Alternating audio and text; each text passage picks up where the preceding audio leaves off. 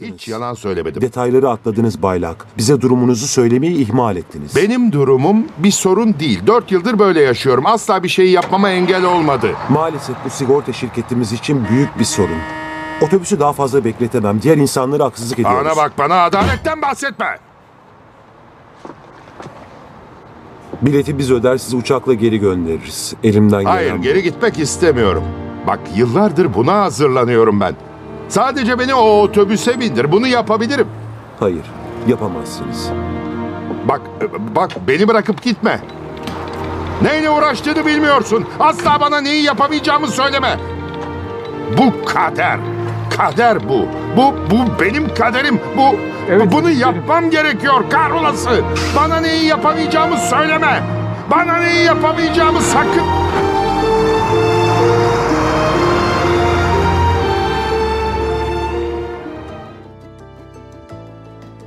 Çoğu insan başarabileceklerinin bir sınırı olduğuna inanır. Oysa böyle bir inanış hem yanlıştır hem de zarar vericidir. Doğru olan hepimizin pek çok şeyi öğrenebileceğidir. İnsanlar matematik gibi soyut bir alanda çalışmaya başladıklarında ilk zorlandıkları an matematik zekalarının olmadığını söylemeye başlarlar. Okula yeni başlayan pek çok öğrenci zaman içinde akranları kadar zeki olmadıkları fikrine kapılarak hayal kırıklığı yaşarlar. Oysa içinde bulundukları okullar, etraflarındaki eğitmenler ve yakın çevreleri farkında olmadan onlara bu mesajı iletmişlerdir. Bu zarar verici inanışları ortadan kaldırmanın yolu ise öğrenme yaklaşımlarımızı değiştirmekten geçer. Dünyada matematik kaygısının oluşmasının temel nedeni yeteneklerimizin sabit olduğu düşüncesidir. Bu nedenle her türlü mücadele genellikle yetersizlik olarak algılanır.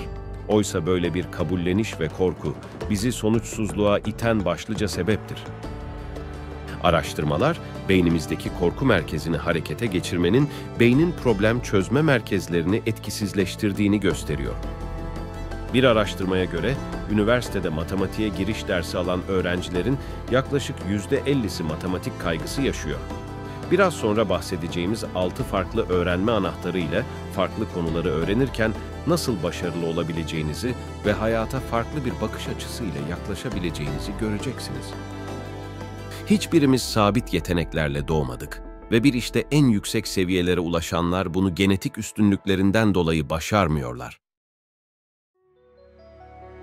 Psikolog Anders Ericsson 1970'lerde beynin inanılmaz büyüme ve değişme yeteneğini ilk kez Steve adlı genç bir atlet üzerinde yaptığı bir deneyde fark etti.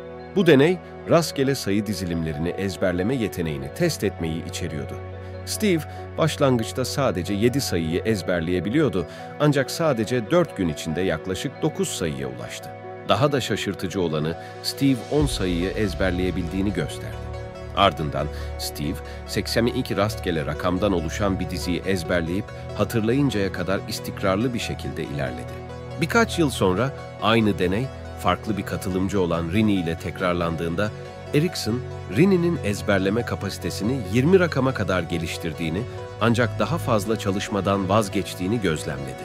Peki, neden Steve 82 rakamı ezberlemeyi başardığı halde Rini sadece 20 rakamda kalmıştı? Ericsson'un ulaştığı sonuç şuydu: Steve bir engelle karşılaştığında her seferinde yeni stratejiler geliştirmeye devam ediyor ve asla pes etmiyordu. Sayı dizilimlerini ezberlemekte zorlandığı zaman yeni yöntemler geliştiriyor, mesela onları 4'er haneli kodlara çeviriyordu. Bu deney, nöroplastisite, yani beynin adaptasyon yeteneğinin ne kadar güçlü olduğunu ve düzenli pratikle sınırların aşılabileceğini gösteriyordu. Beyin sürekli değişebilir ve gelişebilir. Ancak bu gelişim stratejik ve yoğun bir çaba gerektirir. Öğrenme sürecinde bir engelle karşılaştığınızda sorunu farklı bir bakış açısıyla ele almanızı sağlayacak yeni bir yaklaşım geliştirmek faydalıdır. Büyük çaba ve pratikle görünüşte sıradan insanlar olağanüstü başarılar elde edebilirler. Bu, yeteneğin kalıtımsal bir şey olduğu argümanını çürütür. Yeteneklerin sabit ve değişmez olduğunu öne süren inanç, potansiyelimizi sınırlar ve öğrencileri olağanüstü başarılarından alıkoyar. Her öğrendiğimiz yeni şeyde beynimiz yeni nöron bağlantıları oluşturur, güçlendirir veya köprüler kurar. Başarılı insanların en büyük farkının çok özel bir zekaya sahip oldukları inancı bizim için çok tehlikeli bir mittir. Bu inancı sorgulayıp daha olumlu öz inançlar geliştirir ve kendimize ve etki alanımıza bunları aktarırsak zamanla inanılmaz gelişmeler elde edebiliriz. Dünyanın önde gelen nörologlarından biri olan Michael Merzenich, 1970'lerde yeni teknolojiler kullanırken maymunların zihin haritalarını oluşturuyordu ve bu esnada zamanının en büyük bilimsel keşiflerinden birine imza attı. Zihin haritaları, beynin aktiviteler esnasında oluşturulan haritalarıdır.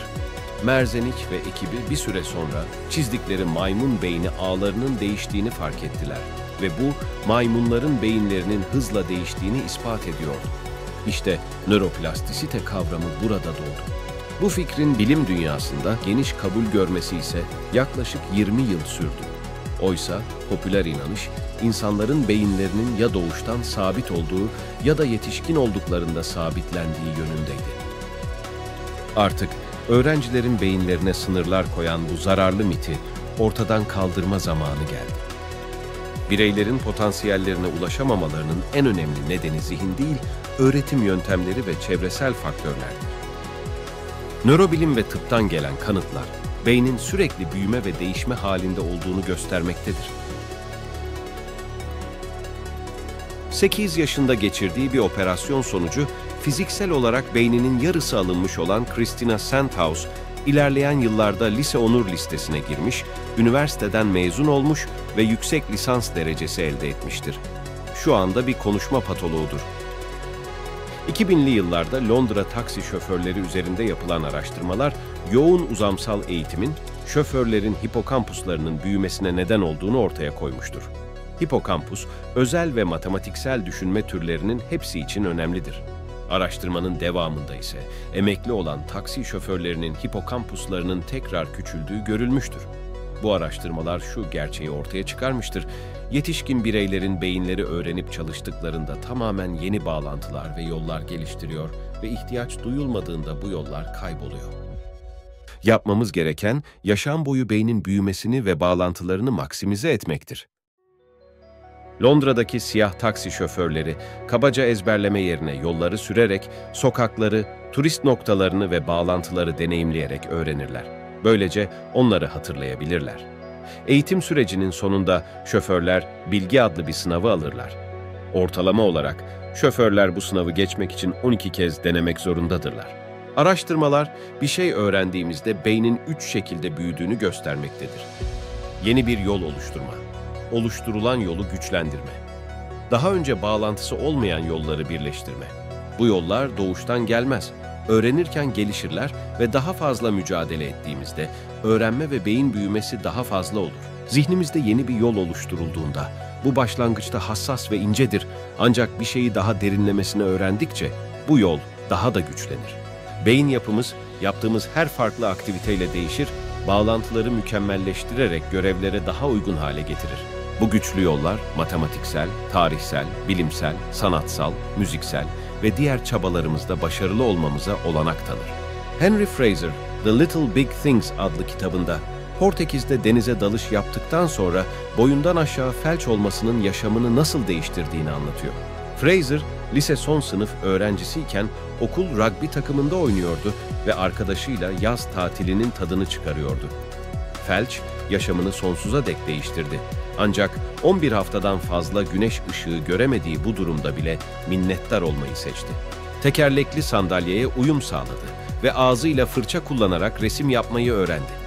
Bugün tabloları İngiltere'nin dört bir yanındaki sergilerde sergileniyor ve yazdığı kitap tüm dünyada insanları etkiledi. Fraser, denediği takdirde başarabileceğine inanmayı seçti. Sporcu bir öğrenciden ağzıyla resim yapan bir sanatçıya dönüşümü, potansiyeli ve yaşamı hakkında olumlu inançlar geliştirdiği ve benimsediği için mümkün oldu. Kendini kötü hissettiği anlar olup olmadığı sorulduğunda şöyle cevap veriyor: "Her zaman yapamayacaklarıma değil de yapabileceğim şeylere odaklanmayı tercih ediyorum." Nöroplastisitenin keşfi, insanların öğrenmeye dair inançlarını değiştirdi.